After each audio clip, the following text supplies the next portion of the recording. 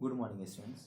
Actually मैंने आपको पिछले क्लास में बताया था, फर्स्ट चैप्टर जो आपका दे रखा था क्रॉप प्रोडक्शन मैनेजमेंट, उसके बारे में मैंने बताया था ऑलरेडी। और उसके बारे में मैंने आपको समझा भी दिया था कि वो क्या होता है, क्रॉप का हम लोग प्रोडक्शन कैसे करते हैं, उसका प्रॉपर मैनेजमेंट प्रोसीजर क्या होता है। और कंप्लीट उसका उसमें हम बात और भी किए थे, विड्स क्या होते हैं, है ना, विड्स क्या होते हैं, विड्स को हम कैसे रिमूव करते हैं, ये पूरा उसका प्रोसीजर था फर्स्ट चैप्टर में। अभी हम समझते हैं इसमें जो आपका चैप्टर 11 दे रखा है, that is force and pressure. Force क्या होता है, प्रेशर क्या होता है, ये हमें पढ़ना है। एक्चुअली आपका फिजिक्स का फर्स्ट टॉपिक है और आपको सबसे पहले मैं आपको फर्स्ट चैप्टर करा दिया। फर्स्ट के बाद हमें ये कराना जरूरी है क्योंकि साथ साथ क्या हो जाएगा ना, आपका फिजिक्स केमिस्ट्री बायो तीनों एक साथ आपका बैलेंस रहेगा इससे। ठीक है, एक चैप्टर मैंने बायो का करा दिया ना, आपका ये फर्स्ट चैप्टर आपका फिजिक्स का है। ये चैप्टर 11 में गिवन है ये फोर्स एंड प्रेशर, ये पढ़ लेते हैं। फोर्स जो आपका होता है, फोर्स का एक्चुअल मीनिंग होता है पुश और पुलिंग। मतलब किसी चीज को क्या करना, हमें पुश करना, धक्का देना या फिर खींचना। किसी चीज को हम क्या कर रहे हैं, पुश कर रहे हैं या फिर नहीं तो पुल कर रहे हैं। सिंपली हमें सब पहले से पता है ये सब चीज, तो यही आपका होता है फोर्स होता है। अब उस पुश और पुलिंग के थ्रू आपका क्या होता है, किसी कंडीशन में आपको वहां पे चेंजेज हो भी सकता है, किसी कंडीशन में चेंजेस नहीं होता है ना। कोई मैंडेटरी नहीं है कि चेंज होना ही है। अगर बात करते हैं यहाँ पे हम फोर्स लगा रहे हैं, क्या है, फोर्स हम नहीं लगा रहे हैं, लेकिन कोई चेंजेस हुआ इसमें, नहीं चेंजेस हुआ क्योंकि मेरे से ज़्यादा पावरफुल बॉडी है वो, उसमें चेंजेस कुछ होगा ही नहीं। तो इस वजह से क्या होता है कि हम वहाँ पे कह सकते हैं कि without any deformation force can be happen, है ना। फोर्स हो सकता है बिना किसी डिफॉर्मेशन के। ऐसा कुछ नहीं है कि हमेशा फोर्स लगेंगे तो हमेशा डिफॉर्मेशन होना जरूरी ही है, ऐसा कुछ नहीं है। अच्छा, एक बात हम समझते हैं, जो डिफॉर्मेशन होता है किस चीज़ में। एक्चुअली डिफॉर्मेशन आपका उसका या तो शेप चेंज हो सकता है ना। किसी बॉडी में अगर फोर्स लग रहा है या तो उसका शेप चेंज हो सकता है या फिर और क्या चेंज हो सकता है, नहीं तो उसका डायरेक्शन चेंज हो सकता है। अगर कोई मूविंग बॉडी में लगा रहे हैं, यूनिफॉर्म मोशन कोई बॉडी कर रहा है, तो यूनिफॉर्म मोशन कर रहा है उस बॉडी में अगर हम फोर्स लगा दिए जोर से, तो क्या हो, जिसका मोशन अपने आप चेंज हो जाएगा, वो नॉन यूनिफॉर्म बन जाएगा, है ना। यूनिफॉर्म मोशन अगर कोई बॉडी कर रहा है उसमें फोर्स लगा तो बन जाएगा नॉन यूनिफॉर्म मोशन। तो सिंपली बता देंगे कि फोर्स का मतलब हो गया पुश और पुल। ठीक है, बस। अब फोर्स के बारे में पढ़ लेते हैं साथ साथ। ये तो उसका टाइप दे रखा था, कॉन्टैक्ट फोर्स क्या होता है, नॉन कॉन्टैक्ट फोर्स क्या होता है आपका, है ना। नॉन कॉन्टैक्ट फोर्स ये क्या होता है, और दोनों के मैंने टाइप अलग अलग लिख दिया है कि कॉन्टैक्ट फोर्स के क्या क्या टाइप होते हैं, कौन कौन से टाइप होते हैं, नॉन कॉन्टैक्ट फोर्स के कौन कौन से टाइप होते हैं। इसमें पहले मैं एक बार बताया तो आपको कि फोर्स जो आपका होता है, फोर्स का यूनिट क्या होता है। फोर्स का जो ऐसा यूनिट होता है आपका, इसका होता है क्या चीज, न्यूटन होता है। फोर्स का ऐसा यूनिट न्यूटन होता है। अब ऐसा यूनिट क्या होता है, ऐसा यूनिट का सिंपली मतलब होता है एक स्टैंडर्ड यूनिट जिसे क्या किया गया है, एक ऐसा यूनिट बनाया गया, एक ऐसा स्टैंडर्ड यूनिट बनाया गया जो क्या करेगा, हर कोई फॉलो करेगा। क्योंकि पहले के टाइम में क्या था कि यूनिट तो डिफरेंट है, कोई सारे लोग का अलग अलग यूनिट होता था, सबका मेजरमेंट क्राइटेरिया अलग अलग होता था। कोई हाथ से मेजर कर रहा था, है ना, कोई किसी और चीज से मेजर करता था, है ना, लकड़ी वगैरह का यूज करते थे मेजरमेंट के लिए। तो सबका अलग अलग प्रोसीजर होता था। तो एक ऐसा स्टैंडर्ड यूनिट बनाया गया जिसमें क्या होगा, आपका एक्यूरेसी ज़्यादा से ज़्यादा हो, अच्छा हो, जिसमें कोई कहीं ना कहीं डिफिकल्टी ना हो, और जो यूनिट हर कोई समझे, है ना। तो इसके लिए ऐसा यूनिट बनाया गया। और फोर्स का जो ऐसा यूनिट होता है आपका, होता है वो Newton, SI unit of force, that is Newton. इसे हम लोग कैपिटल N से नोट करते हैं। ठीक है, अब ये न्यूटन कैसे हुआ, है ना। न्यूटन के अलावा भी कुछ हो सकता है, फोर्स न्यूटन हो गया, लेकिन इसके अलावा न्यूटन के अलावा भी कुछ और हो सकता है। तो इसके बारे में भी हम थोड़ी देर में पढ़ते हैं। पहले मैं टाइप एक बार आपको बता देता हूँ, टाइप्स क्या क्या है। कॉन्टैक्ट फोर्स क्या हो, इसके दो टाइप होते हैं, कॉन्टैक्ट, दूसरा होता है आपका नॉन कॉन्टैक्ट फोर्स। कॉन्टैक्ट का सिंपली नेम से क्लियर है कि कॉन्टैक्ट मतलब जो दो बॉडी क्या होगा आपस में कॉन्टैक्ट में होगा, वहां पे कॉन्टैक्ट फोर्स जनरेट हो रहा है। और नॉन कॉन्टैक्ट फोर्स का मतलब होता है कि जब दो बॉडी क्या हो, कॉन्टैक्ट में नहीं हो, तो वहां पे कौन सा फोर्स हो जाएगा, type of force we generate when two bodies are not in contact, that is called non contact force. Contact force is divided generally in your class in three types. The first one is that is muscular force, second one is mechanical force, and the third one is that is frictional force. What's the definition of, what's the meaning of muscular force? अब मैं ये पढ़ना है कि muscular force का मतलब क्या होता है। ये भी आपको ऑलरेडी पता है, मैंने 7th क्लास में बताया था कि मस्कुलर का मतलब होता है वैसा फोर्स जो क्या होगा, मसल्स के थ्रू जनरेट होता है ना। हमारे मसल्स थ्रू जो हाथ से जनरेट करते हैं, मसल्स थ्रू यूज कर रहे हैं ना, उससे हम कौन से कहेंगे, मस्कुलर फोर्स कहेंगे। जैसे आपने ऑलरेडी पढ़ा था, बुल्लो काट, बैलगाड़ी, तांगा, ये सब वहां पे कौन सा फोर्स जनरेट होता है, उस जगह पे मस्कुलर फोर्स का यूज किया जाता है। ठीक है, आपका जो सेकंड दे रखा है मैकेनिकल फोर्स क्या होता है। मैकेनिकल फोर्स का मतलब सिंपली समझना है, अभी आपके क्लास में सिंपली यही समझना है कि मैकेनिकल फोर्स का मतलब होता है type of force which generate through the machine. वैसा फोर्स जो क्या हो जाएगा, आपका मशीन के थ्रू जनरेट होता है, वैसा फोर्स जो आपका मशीन के थ्रू जनरेट होता है उसे हम लोग कहते हैं मैकेनिकल फोर्स। अब वो किस प्रोसीजर से होता है, क्या क्या टाइप्स होता है, ये भी आपकी क्लास में पढ़ना नहीं है, सिंपली मैं डेफिनेशन बता देता हूँ, इतना समझ लीजिए। आपकी क्लास में जो जनरली दे रखा है तो प्रेशर के बारे में दे रखा है ना, तो हम उसको डिफाइन करेंगे, पहले मैं सबका डेफिनेशन आपको बता देता हूँ। दूसरा आपका होता है, तीसरा आपका दे रखा है फ्रिक्शनल फोर्स। फ्रिक्शनल फोर्स क्या होता है, ये भी आपका नेम से क्लियर है, a type of force which generate through the friction of body, है ना। अब यहाँ पे बात आ गई फ्रिक्शन क्या होती है, मैंने बता तो दिया वैसा फोर्स आपको फ्रिक्शन से जनरेट होगा, लेकिन फिर फ्रिक्शन होती क्या है, तो सिंपली बता देंगे type of force which opposes the motion of the body, which opposes the motion of the body, जो क्या करेगा किसी बॉडी के मोशन को अपोज करता है, अपोज करने का मतलब रोकता है उसको। कोई बॉडी मूव कर रहा है ना, जैसे मान लेते हैं मूव कर रहा है या रखा हुआ है, तो वहां पे कहीं ना कहीं बीच में फ्रिक्शन फोर्स लग जाता है, ताकि उसको मूवमेंट करने में प्रॉब्लम हो जाती है, वहां पे प्रॉपर्ली वो मूव नहीं कर पाता, मोशन नहीं हो पाता उसका। जैसे आपका ये टेबल है, इस टेबल के ऊपर एक दूसरा कुछ पॉट रखा हुआ है, कुछ भी, ये क्या कर सकता है, यहाँ पे रखा हुआ है तो इसको हम खींचने के बाद से में क्या होगा, कहीं ना कहीं दोनों बीच में एक फोर्स जनरेट होता है, जो क्या करता है इसके मोशन को कहीं ना कहीं क्या करता है, अपोज करता है। मीन्स ये दो बॉडी यहाँ पे दे रखा था, आपको जो टेबल ए दे रखा है, यहाँ पे ये टेबल है, और जो बॉडी रखा हुआ है वो आपका बी है, तो ए और बी दोनों बॉडी के बीच में कहीं ना कहीं जो फोर्स जनरेट हो गया, जो क्या कर रहा है वो फोर्स इन दोनों के, जो आपका बी बॉडी दे रखा था, बी बॉडी के मोशन को अपोज कर रहा है, उसको रोक रहा है खींचने में, इसको कहीं ना कहीं खींचने में ज्यादा फोर्स लग रहा है। अगर इंडिविजुअली रखा हुआ है कहीं पे तो हम आसानी से खींच सकते हैं, लेकिन यहाँ पे क्या हो रहा है, यहाँ भी खींच सकते हैं, लेकिन क्या हो रहा है यहाँ पे हमें ज्यादा फोर्स लगाना पड़ रहा है। क्यों, क्योंकि यहाँ पे हमें क्या क्या दोनों के बीच में लग क्या रहा है, कौन सा फोर्स, दोनों के बीच में जो लग रहा है आपके अप्लाई हो रहा है यहाँ पे, वो आपका है फ्रिक्शनल फोर्स, यहाँ पे फ्रिक्शन लग रहा है, ठीक है ना, इस जगह पे फ्रिक्शन लग रहा है। और एक फ्रिक्शनल कोएफिशिएंट होता है, तो इतना डिटेल्स में हमें पढ़ना नहीं है, सिंपल हमें सब मैंने बता दिया, दो बॉडी के बीच में एक ऐसा फोर्स जो क्या करेगा उस बॉडी के मूवमेंट को अपोज करे, उसको रोके, मोशन प्रॉपर्ली करने नहीं दे, उसे हम लोग कहते हैं फ्रिक्शनल फोर्स। ठीक है, अब फ्रिक्शनल फोर्स भी आपका क्लियर हो गया। अब आपका दे रखा था नॉन कॉन्टैक्ट फोर्स की बात करते हैं। नॉन कॉन्टैक्ट, अच्छा एक बात ये कंफ्यूजन होना है कि सर कॉन्टैक्ट फोर्स के सिर्फ 3 ही टाइप होते हैं, ऐसा कुछ नहीं है, बहुत सारे इसके टाइप होते हैं। आपके सिलेबस के हिसाब से, आपके क्लास के हिसाब से जितना भी दे रखा था मैं वही बता रहा हूँ बस, बाकी आपको डिटेल्स नेक्स्ट क्लास में पढ़ लेंगे, और वही में नहीं, ये भी आपका बहुत ज़्यादा डिटेल्स में पढ़ेंगे नेक्स्ट क्लास में, आपकी क्लास में सिर्फ डेफिनेशन में बता रहा हूँ। नॉन कॉन्टैक्ट फोर्स आपके होते हैं, ये भी आपके 3 टाइप्स के दे रखे हैं। जो फर्स्ट होता है वो मैग्नेटिक फोर्स। मैग्नेटिक फोर्स का मतलब क्या होता है, ये भी आपका नेम से क्लियर है, type of force which generate through the magnet, वैसा फोर्स जो क्या हो जाएगा मैग्नेट के थ्रू जनरेट होता है। मैग्नेट थ्रू जनरेट होता है ना, मैग्नेट को हम लोग हिंदी में क्या कहते हैं, चुंबक कहते हैं उसे हिंदी में, कि वैसा फोर्स, आपने चुंबक क्वालिटी देखा होगा, मैग्नेट देखा होगा, तो मैग्नेट कहीं ना कहीं फोर्स अप्लाई करता है ना, तो वैसा फोर्स जो क्या हो जाएगा मैग्नेट के थ्रू जनरेट होता है, उसे हम लोग कहते हैं magnetic force. The second one that is electrostatic force. What's the meaning of electrostatic force, यहाँ पे मैंने आपको एक बार ध्यान दीजिए, आप लोग याद कीजिए, मैंने बताया था 7th क्लास में मैंने बताया था कि मैग्नेटिक फोर्स में मैं आपको बताया था कि कहीं ना कहीं क्या होता है, आपका पोल्स का बहुत ज्यादा फर्क होता है, वहाँ पे मैग्नेट का यूज होता है, उससे जो आपका फोर्स जनरेट होता है, मैंने भी जस्ट बताया था ना, तो उस जगह पे क्या होता है मैग्नेटिक फोर्स में आपका मैग्नेट का हम बात करते हैं वहाँ पे लाइक पोल्स की बात करते हैं, अनलाइक पोल्स की बात करते हैं।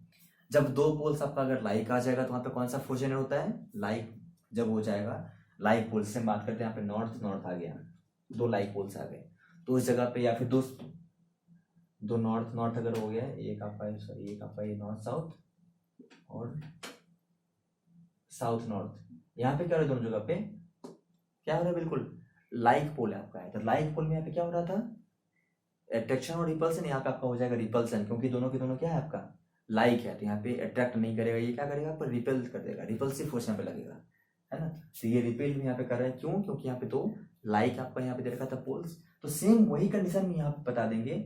यहाँ पे हमने क्या था मैग्नेट की कंडीशन मैंने बताया था पोल्स के बारे में, आप इलेक्ट्रोस्टैटिक में आप बता दीजिए चार्ज के बारे में, ये सिंपली बता देंगे जब यहाँ पे लाइक चार्ज बोल देंगे यहाँ पे, है ना, A type of force we generate through the attraction of two, attraction कब होगा जब आपका दो अनलाइक चार्जेस हो जाएगा, attraction between two unlike charge and attraction between unlike charges and also repulsion between like charges। वैसा फोर्स जो आपका क्या हो जाएगा जहां पे आपका क्या हो रहा है, लाइक चार्ज का और अनलाइक चार्ज का क्या हो रहा है, अट्रैक्शन या रिपल्सन हो रहा है। लाइक चार्ज में हो जाता है आपका, सिंपली मैंने अभी जस्ट बता दिया था कि लाइक चार्ज जहां पे हो जाएगा, लाइक मतलब सेम चार्ज, जहां पे जब सेम चार्ज की हम बात करेंगे, प्लस प्लस की बात कर रहे हैं, वहां पे क्या हो रहा है उस जगह पे, वहां पे आपका हो जाएगा repulsion.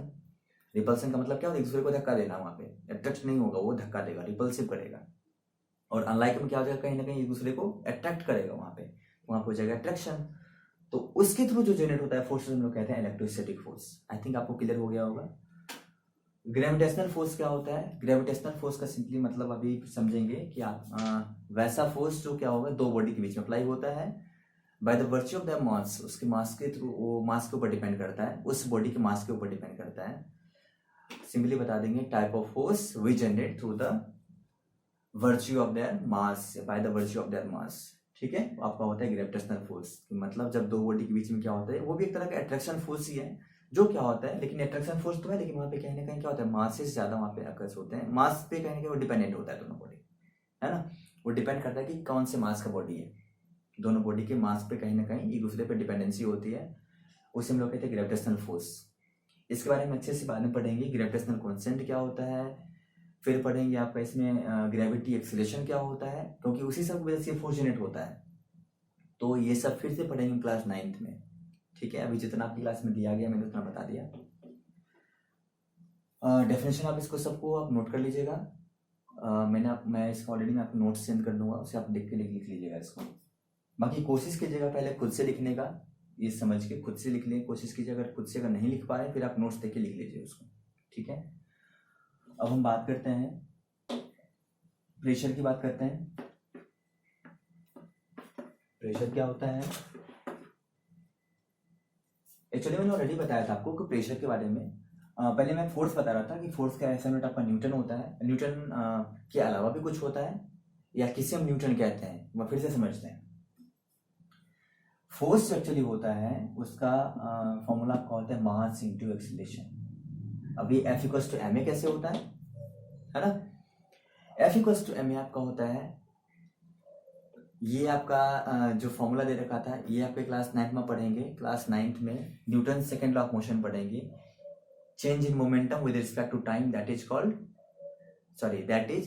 Proportional to the applied force। change in momentum with respect to time is directly proportional to the applied force। Momentum में जो चेंज होता है, अभी आप इस डेफिनेशन को रहने दीजिए, सिंपली ये समझ लीजिए आपका फोर्स क्या होता है, मास होता है और एक्सीलरेशन होता है। मैंने ऑलरेडी क्लास में बताया था कि एक्सीलरेशन क्या होता है, फोर्स क्या होता है, मैं समझा रखा हूँ पहले से, तो मैं ये मान के चल रहा हूँ कि आपको एक्सीलरेशन पता है। जो एब्सेंट था मैं उसके लिए थोड़ा सा मैं फिर से एक्सीलरेशन बताया था एक बार, ये भी ध्यान देना है इधर। एक्सीलरेशन का मतलब होता है चेंज इन वेलोसिटी, इसमें मतलब होता है change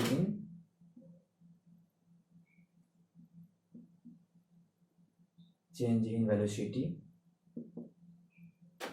with respect to time, that is a equals to v upon T. Changes को हम लोग डेल्टा से नोट करते हैं, है ना, तो हो जाएगा a equals to delta v upon T. Delta T भी बोलते हैं इसे, या नॉर्मल आप टी बोल दीजिए। ठीक है, तो a इक्वल्स टू सिंपली बता देंगे क्या होता है डेल्टा v अपॉन टी, और नॉर्मल बोलेंगे v अपॉन टी। एक्सेशन आपका क्या हो सकता है, वेलोसिटी आप डिवाइड बाय टाइम, वेलोसिटी में कितना चेंजेस हुआ किसके रिस्पेक्ट में, टाइम के रिस्पेक्ट में, उसे हम लोग क्या कहते हैं, एक्सीलरेशन कहते हैं उसे। ठीक है जी, तो सेम हम यहाँ पे बता देंगे कि force equals to mass into acceleration formula होता है। और यहाँ पे हम लोग कैसे यूनिट कैसे मेजरमेंट करते हैं, अगर हम ये यूनिट अगर हम भूल जाएंगे ऐसे यूनिट कैसे निकालेंगे फिर, तो हमें पता है मास का जो यूनिट होता है वो क्या होता है, आपका होता है केजी। मास का यूनिट क्या होता है, केजी होता है, इनटू एक्सीलरेशन का क्या होता है, मैंने भी जस्ट बताया formula v upon T, velocity divide by time. और वेलोसिटी का क्या होता है, मीटर पर सेकेंड, तो वेलोसिटी का होता है मीटर पर सेकेंड, इसको डिवाइड किससे करेंगे, टाइम से। टाइम का क्या होता है, सेकेंड। मैं अभी क्या बता रहा हूँ ध्यान समझ लेना है, मैं अभी बता रहा हूँ यूनिट निकालना है, हम फोर्स का यूनिट कैसे निकालेंगे, है ना। तो फोर्स का यूनिट निकालने का मैं तरीका बता रहा हूँ कि किस तरीके से अगर हम भूल जाएंगे यूनिट कैसे निकाल, क्या था यूनिट अगर हम एग्जाम में भूल गए तो कैसे निकालेंगे। अगर आपको फॉर्मूला याद है तो आप आसानी से निकाल सकते हैं। फॉर्मूला मैंने बता दिया, मास इंटू एक्सीलरेशन, और मास का यूनिट होता है केजी, और एक्सीलरेशन का फॉर्मूला होता है v/t, velocity divide by time, and also we know that the unit of velocity that is metre per second, at time का क्या होता है वो सेकेंड होता है। तो ये आपका क्या बन जाएगा, मीटर पर सेकेंड स्क्वायर हो जाएगा यहाँ पे, that is metre per second square. किसका यूनिट हो गया आपका, ये एक्सीलरेशन का हो गया यूनिट, ठीक है ना। ये आपका एक्सीलरेशन का हो गया मीटर पर सेकेंड स्क्वायर, तो हम लिख देंगे KG into metre per second square. ये किसका यूनिट होता है आपका, ये आपका होता है फोर्स का यूनिट, ठीक है। ये आपका हो गया यूनिट ऑफ फोर्स। अब आपको यहाँ पे कंफ्यूजन हो सकता है कि सर आपने तो बताया था अभी तुरंत फोर्स का यूनिट होता है न्यूटन, फिर ये क्या है। तो इसी को हम लोग कहते हैं न्यूटन। इसे जो डिफाइन किया था किसने किया था, न्यूटन ने किया था, तो इसलिए उसके नाम पे रखा गया है। ये जो इसका यूनिट बन रहा है इसको हम लोग कहते हैं 1 न्यूटन, ठीक है। आपको पूछेगा न्यूटन बोलेंगे ये बोले, दोनों में से कुछ भी हम लिख सकते हैं एग्जाम में, ये थोड़ा लेंदी होता है। अदरवाइज आपका न्यूटन का मतलब होता है ये KG metre per second square. बात क्लियर हो गया। चलिए अब पढ़ते हैं प्रेशर के बारे में। प्रेशर क्या होता है,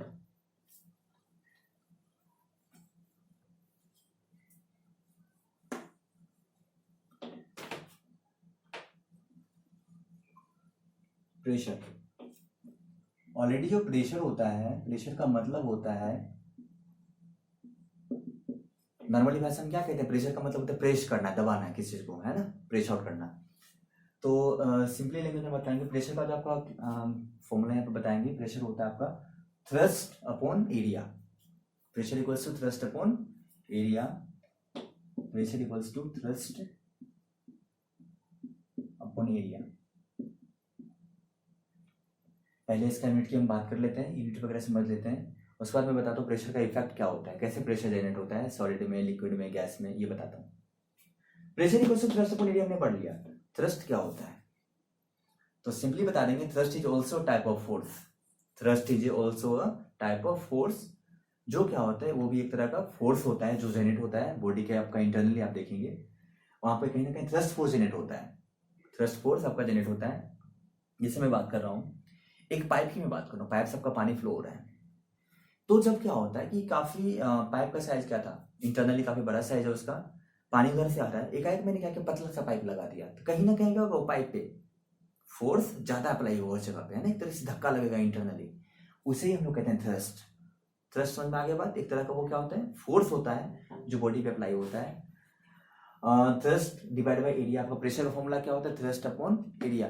तो मैंने एग्जांपल आपको लिया, उस पाइप का मैंने एक एग्जांपल लिया, वो धक्का लगता है वहां पे एक तरीके से, तो सिंपल वही बताएंगे। थ्रस्ट का मतलब वही होता है, चाहे किसी वो हम इंटरनली बात करें या हम एक्सटर्नली बात करें, कहीं ना कहीं क्या होता है, प्रेस आउट हो रहा है वो, उस तरह का फोर्स, उसे हम लोग कहते हैं थ्रस्ट, ठीक है। थ्रस्ट अपॉन एरिया, और हमें पता है कि जब ऑलरेडी अभी हमने कहा है कि जो थ्रस्ट होता है, थ्रस्ट भी टाइप का क्या होता है, फोर्स होता है। Thrust is also type of force, so we know that because we know that thrust is also type of force, so the SI unit of thrust is also Newton। इसका SI unit में क्या हो जाएगा, Newton की। Thrust मैंने just क्या बताया, thrust भी एक तरह का होता है फोर्स, तो थ्रस्ट का भी SI unit क्या होगा, न्यूटन होगा, क्योंकि फोर्स का भी होता है न्यूटन, तो थ्रस्ट का भी होगा Newton. Newton upon area, area क्या होता है, एरिया का आपका होता है मीटर स्क्वायर, इसका हो जाता है आपका Newton metre square, Newton per metre square. इसको हम सिंपली ऐसे लिखेंगे, equals to Newton per metre square. ये किसका हो जाएगा, आपका प्रेशर का हो जाएगा, ये प्रेशर का। और इसे हम लोग क्या कहते हैं, दूसरी, इसको हम लोग फिर से, कौन से साइंटिस्ट ने डिस्कवर किया था इस कंप्लीट इसको प्रेशर के बारे में, पास्कल ने, तो इसलिए हम लोग इसको 1 पास्कल के इक्वल मेजर करते हैं, इससे that is also known as pascal. इसको हम लोग पास्कल भी कह सकते हैं, है ना, pascal is Newton per metre square. हम आपसे कोई पूछेगा प्रेशर का यूनिट क्या होता है, तो बता देंगे न्यूटन पर मीटर स्क्वायर, और we can also say that is pascal. Newton per metre square हो सकता है या फिर नहीं तो पास्कल हो सकता है, दोनों में से कोई भी हम कह सकते हैं उसको, दोनों का मतलब सेम चीज।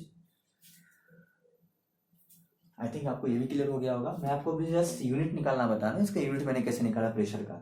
अब प्रेशर का क्या क्या इफेक्ट होता है, मैटर के जितने भी आपके होते हैं स्टेट्स उस पर क्या इफेक्ट होता है ये समझते हैं।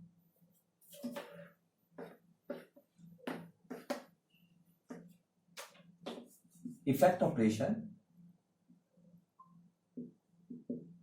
Effect of pressure on the states of matter।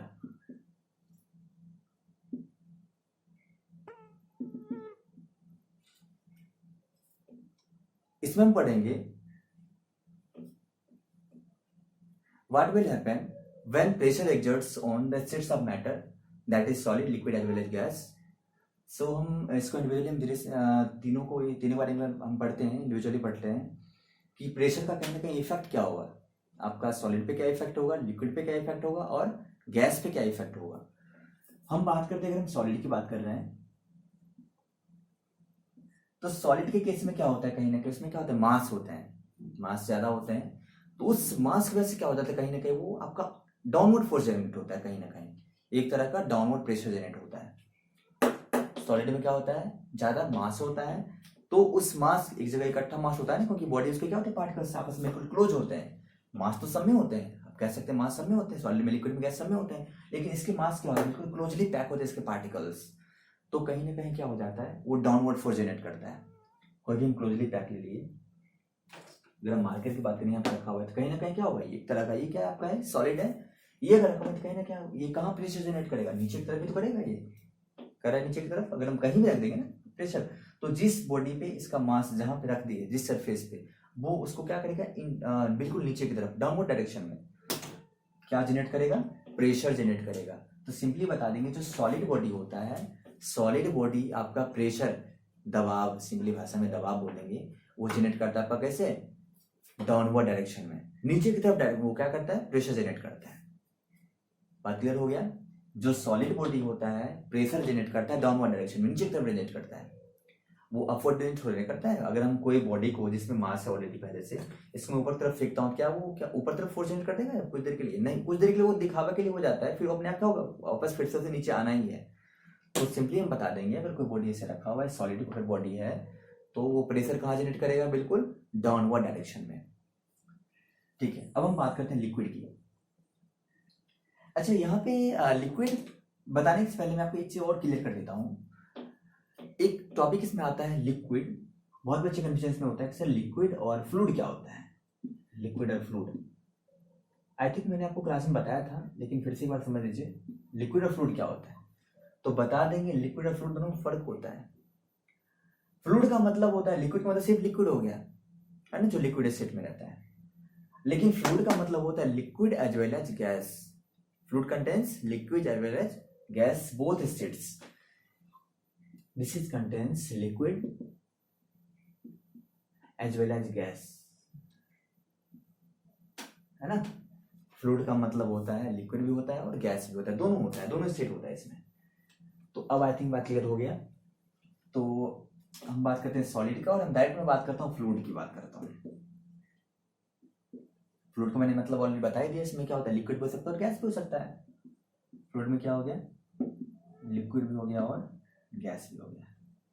और इन दोनों के केस में, इन दोनों के केस, चाहे वो लिक्विड की बात करेंगे हम, गैस की बात करते हैं, इन दोनों के केस में प्रेशर कहाँ जनरेट होता है, क्या नीचे जनरेट होता है, सिर्फ नीचे होता है, नहीं। इसमें बताएंगे कि इसमें जो प्रेशर जनरेट होता है वो सारे डायरेक्शन में होता है, जितने भी डायरेक्शन होंगे सारे के सारे डायरेक्शन में। सिंपली बता देंगे, the pressure in fluid exerts in all direction. The pressure in fluid exerts in all directions। जो फ्लूइड में जो प्रेशर आपका होता है, fluid that is liquid as well as gas, इसमें आपका क्या होता है, प्रेशर होता है सारे डायरेक्शन, जितने भी डायरेक्शन होते हैं सब में एक्सर्ट होता है, चारों तरफ। उसमें क्या होता है, कहीं ना कहीं क्या होता है, इसमें प्रेशर एक्सर्ट होता है, प्रेशर अप्लाई होता है। जरूरी नहीं है कि वो नीचे अप्लाई होगा। अगर हम सरफेस पे पानी रख दिए, तो क्या पानी आपका क्या सिर्फ नीचे ही होता है, जी नहीं, वो आपका क्या होता है, साइड में भी होता है कहीं ना कहीं, है ना। बाउंड्री लेयर एक तरह का बन जाता है उसमें, तो साइड से भी उसका प्रेशर कहीं ना कहीं क्या होता है, प्रेशर जनरेट हो रहा है। ऊपर की तरफ वो प्रेशर जनरेट करता है, साइड इस तरफ भी जनरेट कर रहा है, मतलब वो हर एक डायरेक्शन जनरेट करता है, प्रेशर जनरेट करता है। अब बाद इसमें क्या होता है, बहुत तरह का इफेक्ट होता है। आप टेंशन वगैरह पढ़ेंगे, सरफेस टेंशन क्या होता है, ये सब तो ये भी आपकी क्लास में फिलहाल भी नहीं है। जो सिंपली है मैंने आपको बता दिया कि प्रेशर का क्या इफेक्ट होता है, मैंने इतना समझा दिया। बाकी सरफेस टेंशन वगैरह अगर आपको ज़्यादा जानकारी चाहिए आप नेट पे चेक कीजिएगा, आपको मिल जाएगा सरफेस टेंशन क्या होता है। क्योंकि जो बूंद वगैरह होता है ना बारिश वगैरह का, वो बूंद का बिल्कुल कभी कभी क्या होता है, बिल्कुल गोल ऐसे सर्कुलर शेप में ऐसे बिल्कुल रहेगा, बिल्कुल गोल सा बना रहेगा, हमेशा से रहता है धरती पे। वो फिर गोल सा क्यों बना रहेगा उतना देर के लिए? आप लोग नॉर्मली देखेंगे पानी का जो बूंद रहता है, बहुत देर तक हम ऐसे उंगली पे लेते थे, यहाँ पे गोल सा बना रहता है, जल्दी बिखरता नहीं। क्यों नहीं बिखरता है? वो सब होता है सरफेस टेंशन की वजह से। बारिश का जो बूंद होता है वो फिर वो भी गोला गोला होता है, क्यों? सरफेस टेंशन की वजह से। तो वो सब भी पढ़ेंगे नेक्स्ट में। मैं जितना बता दिया हूँ समझ में आ रहा है तो ठीक है, वरना आप नेक्स्ट क्लास में पढ़ लीजिएगा सरफेस टेंशन वगैरह के बारे में जो मैं बोला अभी जो मैंने इसमें बोला आपको कि फ्लूइड क्या होता है, फ्लूइड का इफेक्ट क्या क्या होता है, इसमें प्रेशर कहाँ एग्जर्ट होता है, ये आई थिंक आपको समझ में आ गया होगा। मैं फिर से एक बार समझा देता हूँ। फ्लूइड का क्या होता है, प्रेशर सारे डायरेक्शन में एग्जर्ट होता है। जितने भी डायरेक्शन, सारे डायरेक्शन के लिए एप्लीकेबल होता है, सारे डायरेक्शन में इसका प्रेशर लगता है। जितने भी डायरेक्शन हो गए, जितने भी दिशा हो गए, सब में इसका प्रेशर लगता है, दबाव लगता है चारों तरफ। इस जैसे यहाँ पे सॉलिड में तो एक ही तरफ था, नीचे की तरफ, लेकिन फ्लूइड में, फ्लूइड का मतलब लिक्विड और गैस दोनों के केस में चारों सारे की तरफ लगता है, ऑल डायरेक्शन। हाँ, मैंने पानी की एग्जाम्पल लिया, मतलब मैंने लिक्विड की एग्जाम्पल लिया। मैं अब गैस का एग्जाम्पल लेता हूँ। गुब्बारे में जो आपका होता है गैस फिलअप होता है, वो कहाँ प्रेशर जनरेट करता है? वो भी आपके सारे डायरेक्शन में प्रेशर जनरेट करता है ना? That exert pressure in all direction, each and every direction. Simply we can say that pressure exerts in all directions. Gas में भी प्रेशर आपका होता है, सारे के सारे डायरेक्शन में एक्सर्ट होता है। वो आपका हो गया क्या चीज, प्रेशर कैसे जनरेट होता है। समझ में आ गया होगा, आई थिंक आपको समझ में आ गया होगा कि लिक्विड में या गैस में या सॉलिड में प्रेशर किस तरह से जनरेट होता है, प्रेशर कैसे एक्सर्ट होता है। बात क्लियर हो गया होगा। एक बार फिर से आप वीडियो को पॉज करके दोबारा फिर से सुन लीजिएगा क्या मैंने बोला, एक बार समझ लीजिएगा। बाकी मैं नोट्स आपको सेंड कर दूंगा इसके बारे में, ठीक है ना? यही था इसमें। अच्छा, एक बात, एक और टॉपिक इसमें दे रखा था। टॉपिक था आपका इन्वायरमेंटल प्रेशर के बारे में बात करें, सॉरी एटमॉस्फेरिक प्रेशर के बारे में बात किया था। मैं वही बताया था आपको।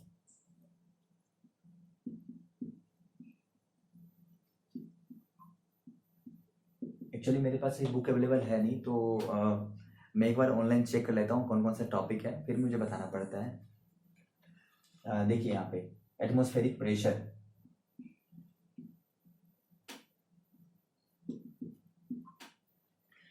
एटमॉस्फेरिक सिंपली मतलब एटमॉस्फेरिक प्रेशर का मतलब क्या होता है? एटमॉस्फेयर तुम्हें पता ही है, हमारे चारों तरफ क्या आपके तरह का एयर का एक तरह का क्या लेयर बना हुआ है। तो उस एयर के जो लेयर होते हैं, जो एयर का लेयर बना हुआ है उसे हम लोग क्या एटमॉस्फेयर कहते हैं।